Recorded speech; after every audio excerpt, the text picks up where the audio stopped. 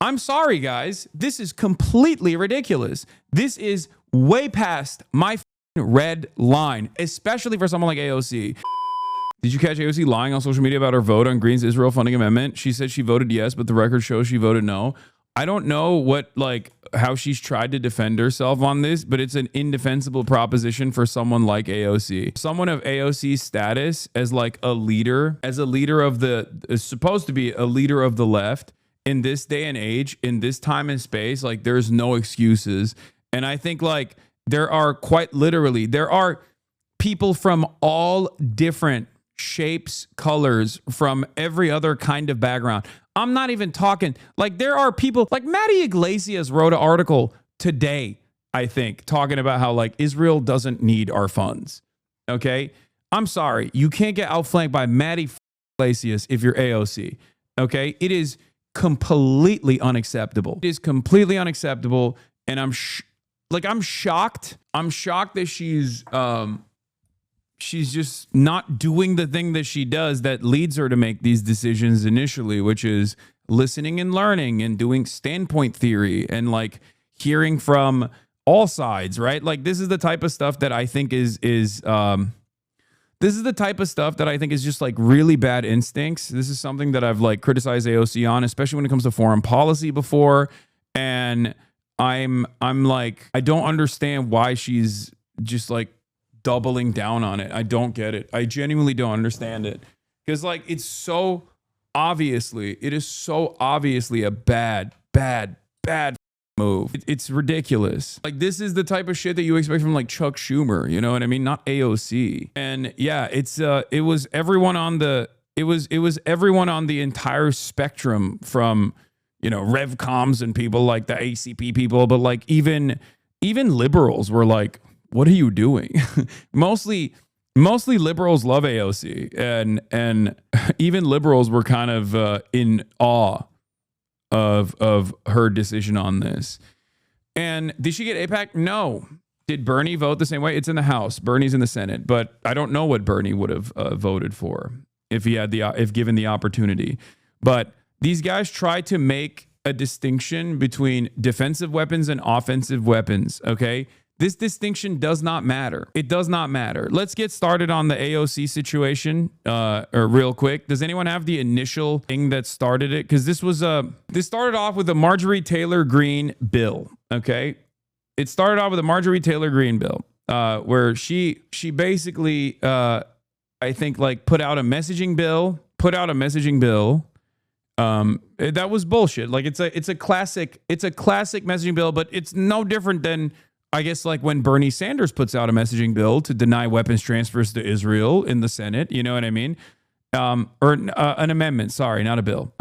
It was an amendment. Marjorie Taylor Greene's amendment to cut off offensive aid to Israel and also even defensive aid to Israel, which is completely oblivious. Completely irrelevant in this point of contention. So, but again, like I said, she basically pushed for this as a messaging bill in a way that is no different than like when Bernie Sanders does this. Bernie Sanders has tried to veto weapons transfers to Saudi Arabia in the past, knowing full well that it's not going to pass, but he's still trying to make an effort. Okay. And the same goes for Marjorie Taylor Greene. Marjorie Titan Greene, regardless of being a right-wing sociopath who is perhaps cynically getting on the Israel train, it doesn't change the reality at all, was pushing for an amendment to stop all weapons transfers to Israel, including defensive weapons. This distinction does not matter ultimately because as we know, Israel uses the defensive shield that it has to be as belligerent as possible while it conducts its genocide and continues to bomb other countries, including but not limited to Syria now, as a matter of fact. As you know, Syria is in a state of turmoil at this moment. And so like the idea that like Israel, oh, this is just a defensive, this is our ally and we're giving them defensive weapons is like, yeah, okay, that doesn't mean anything unless you're going to be a real one and say, if you were to turn around and advocate for Israel while it's in the process of doing a genocide, to say that like, well, they need anti-aircraft systems and they need our consistent unlimited support so they can be as belligerent as they want without any repercussions whatsoever, then you have to say that about every country. You know what I mean? Why don't we give Russia some anti-air defense systems then? You know what I mean? Like, what do you mean? We're there, do you think there's no civilians in Russia? You think there's no civilians in Gaza? All Gaza is pretty much all civilians. What are we talking about? Mostly children, as a matter of fact. It was completely ridiculous. Okay, so let's get started on this here. Members of Congress speak on the House floor. Marjorie Taylor Greene and AOC's response and all that. Israel is a nuclear-armed nation, and they're less than $400 billion in debt. They are quite a thriving and successful nation. Their economy is strong. They're doing a great job for their people. However, the United States, the American citizens, are $37 trillion in debt. Yet we're continuing to send hundreds of billions of dollars in foreign aid constantly to foreign countries. This has to end at some point. Our problems here at home for Americans and the American taxpayer that are paying for all of this have gotten too large. And I also want to point out that Israel bombed a Catholic church in Gaza, and that an entire population is being wiped out as they continue their aggressive war. I'm sorry, under no circumstances are you allowed to be outflanked on an issue of morality that, like, the overwhelming majority of the American public can see by Marjorie Titan Greene, of all people. This is a ginormous failure of the Democratic Party. This is not even a question. This should be a moment for the Democrats to, in unison, advocate for this exact same thing that Marjorie Taylor Greene is saying, so that Marjorie Taylor Greene looks like an outsider who's a hanger-oner on this issue, okay? What are we doing here?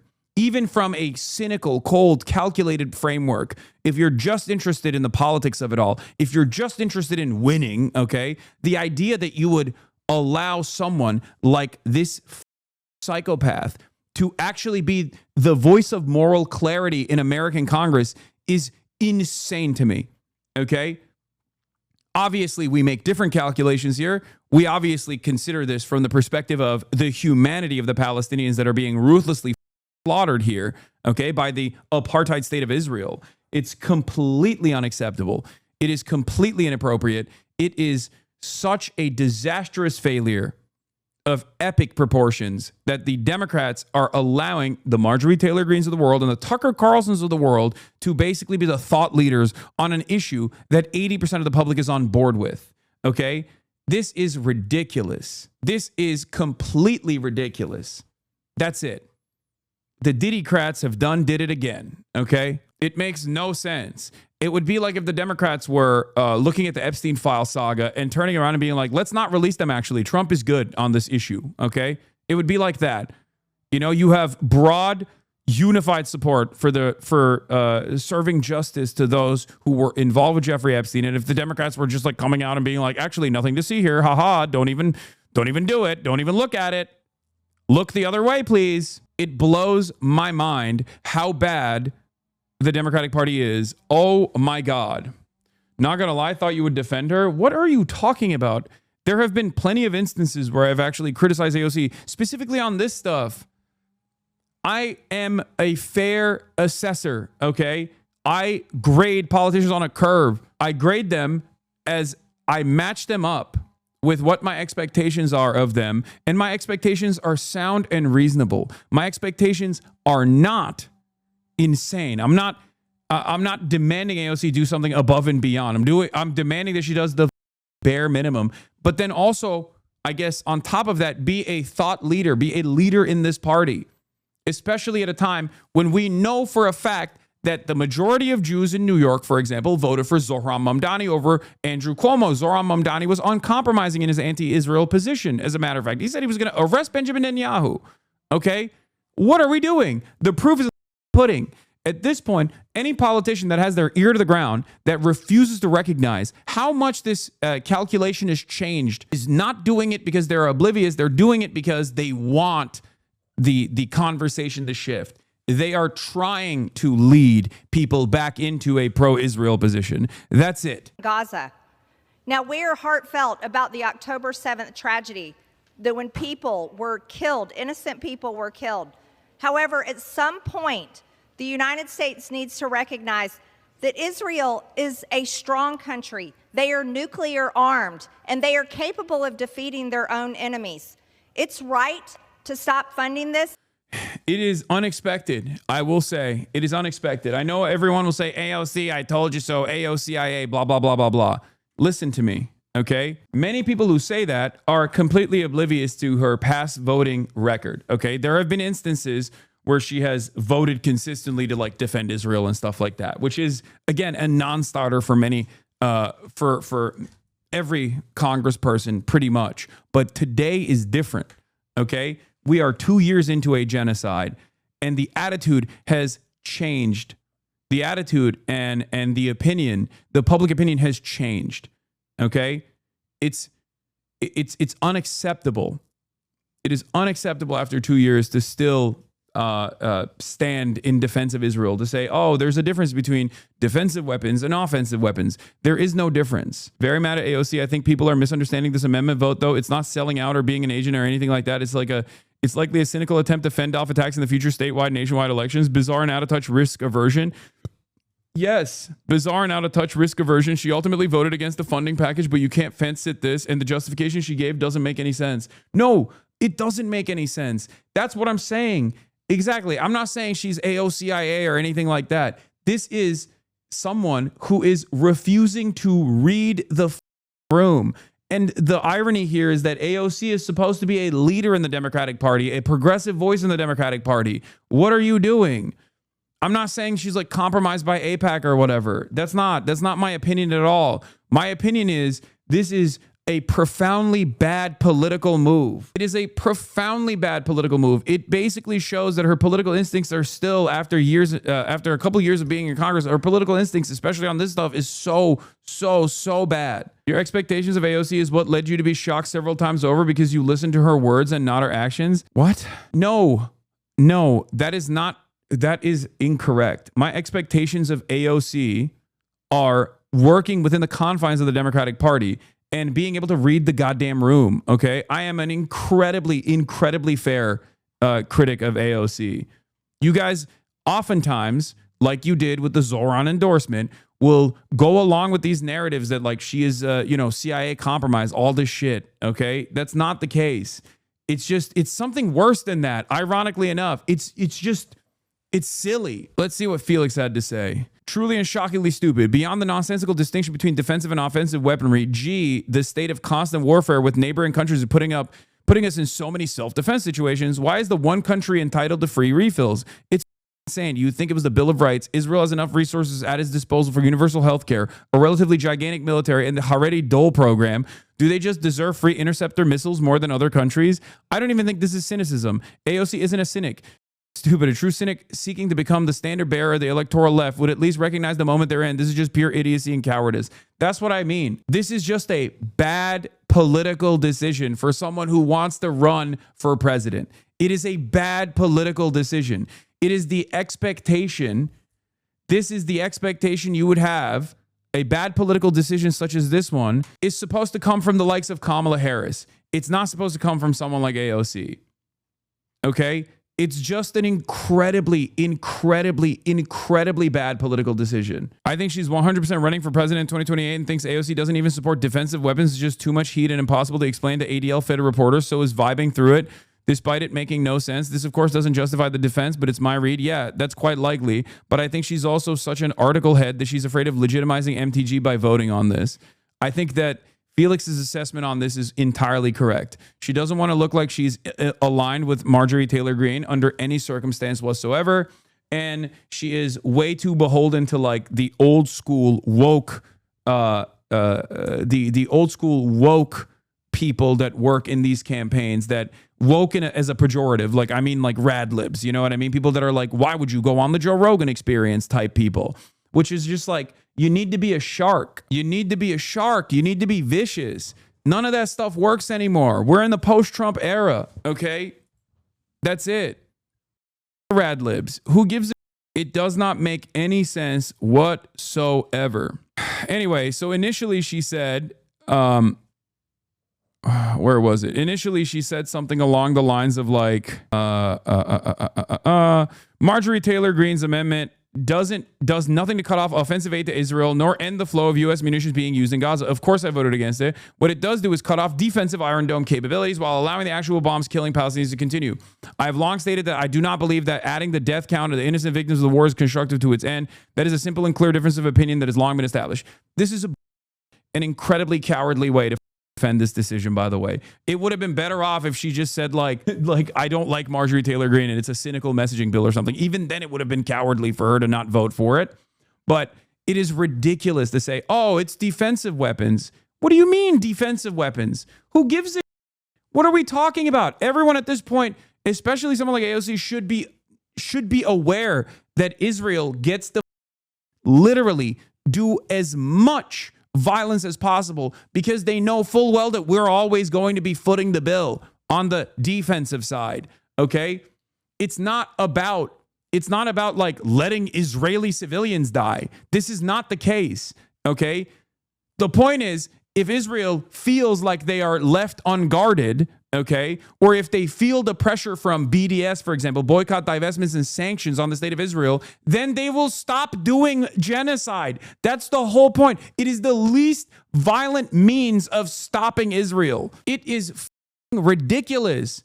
No one is saying like, oh, blow up Israeli civilians, please. That's stupid. That's not the argument here. The argument is Israel will stand down if we stop giving them weapons, defensive weapons and offensive weapons, just all weapons. And it's ridiculous because no one would make the argument, yeah, look, we were only selling Germany anti-aircraft ammo. It was just defensive weapons. It would be ridiculous. That would be a ridiculous argument. How are you this dense? If Israel was limited in defensive weaponry, it would be forced to choose diplomacy and over war to come to the negotiation table sooner.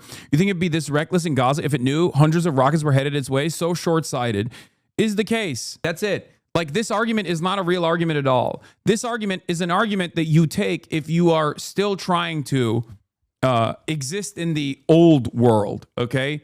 In the old way of politics. This is pre-October 7 politics. This is Bernie Sanders pre-October 7 being like, well, you know, Israel has a right to defend itself. It's done. That's over.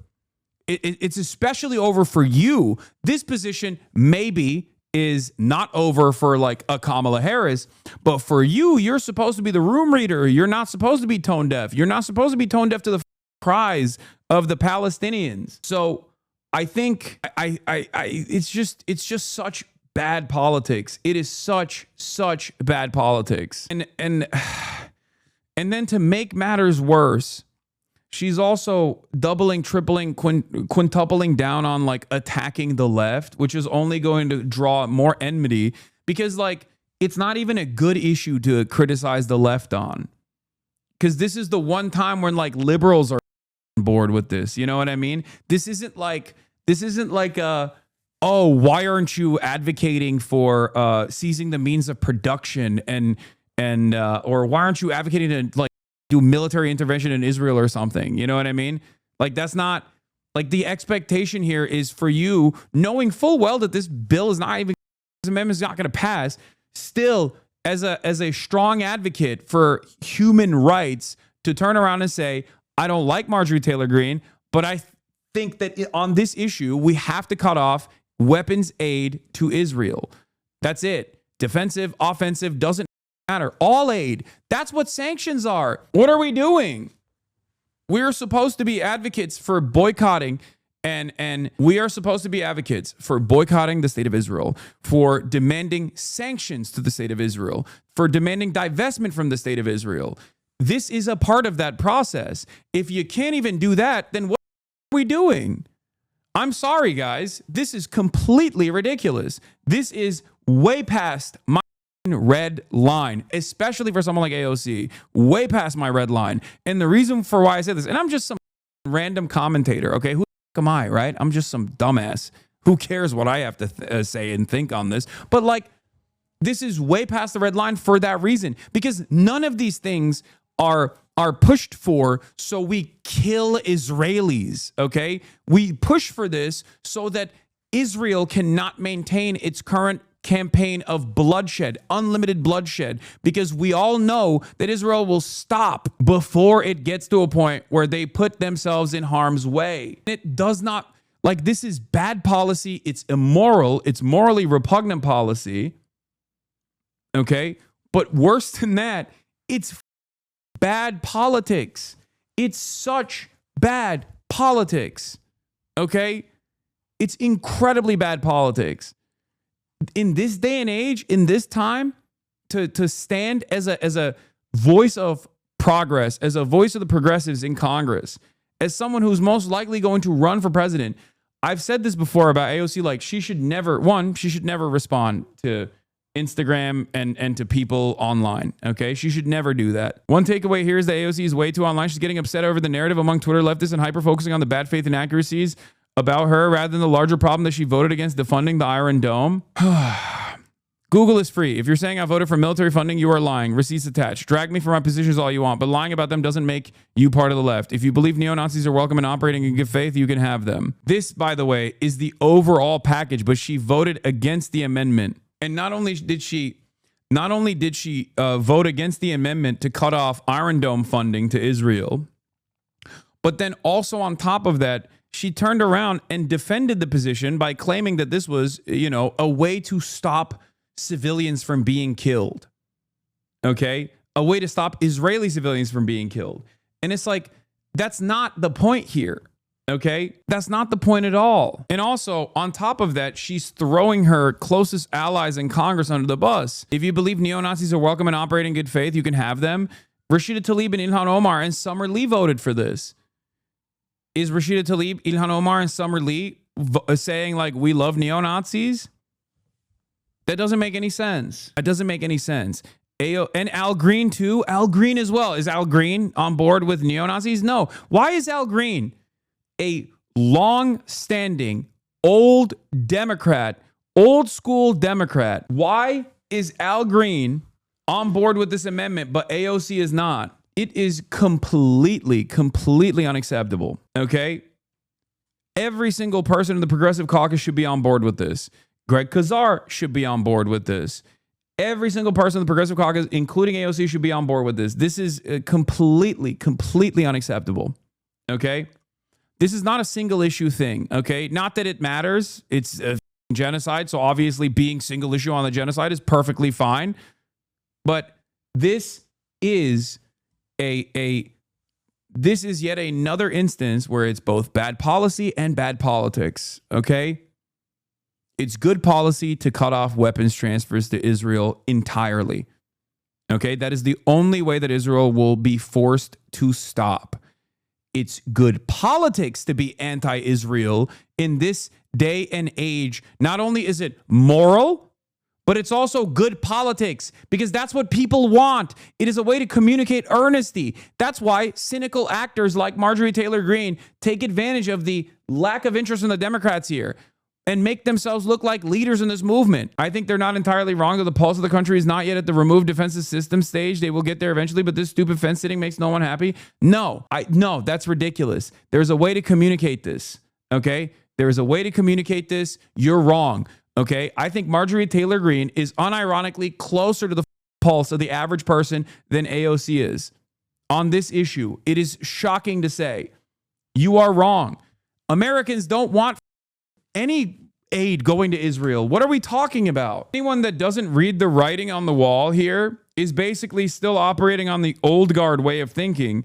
And you're exactly the same type of person who most likely looked at the Zoran stuff and was like, well, Zoran has to take a wishy-washy position on Israel because he wants to win. He wants to win. It's like, no, that's different. That's a different time and place in politics. We have moved beyond. We are in an entirely different space. The zeitgeist has shifted. Think about how much even a little bit of hope, a crumb of hope, can change political discourse in this country.